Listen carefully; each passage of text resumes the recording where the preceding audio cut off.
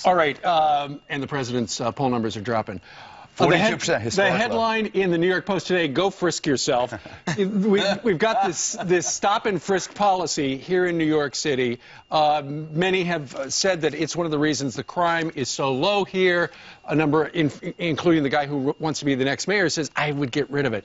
The good news for people, if you like it, apparently the judge who ruled on this has been booted, and the federal monitors for this have been put on hold. Geraldo. Judge Scheindlin, Ray Kelly is a friend of mine, the police commissioner. He's coming on the radio program today at 10 o'clock Eastern time.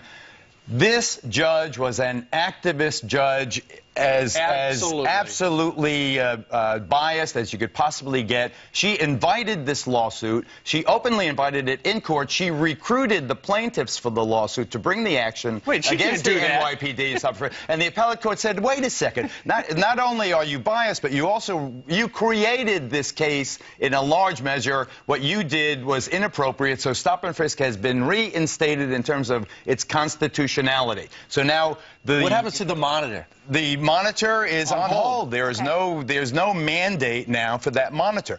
New York is the safest big city on earth. Chicago has 3.5 times the homicide rate of New York, and Chicago has a very similar demographic. You can't say that New York is richer. We would have the numbers. We are clearly doing the right thing in New York. What this judge did with this judicial activism, look at that. This is real, ladies and gentlemen. And whose lives are being saved by stop and frisk? It is precisely the people, the black and Latino young person most susceptible to being killed by gun violence. These are the people being protected by stop and frisk. As Rudy Giuliani said in your previous hour, the America's mayor, the mayor in New York during the 90s, this situation now, do you want to go back to where we had over 2,000 homicides a year? Right now we're running at under 400. Who is being saved? It's not the Park Avenue matrons who are being saved. Right. It's the kid. It's the 18-year-old from Brownsville. It's the 17-year-old from the South Bronx. Those are the children being saved by stop and frisk. You kept the balance, of course, personal liberties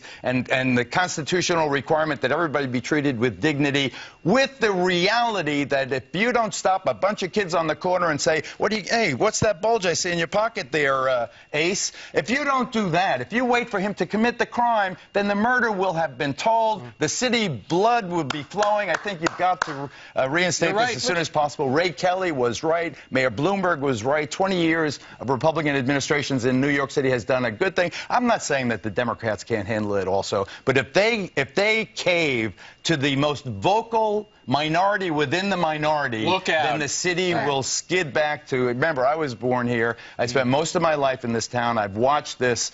This is a process that is very necessary. You need a strong hand in New York, bearing in mind that people's dignity has to be protected and their constitutional rights. Well, it's proven to save lives. It certainly has. The numbers are there. Thank you. Stevie? Thank you. Okay. Thank you. And Elizabeth, thank you again for the dress code.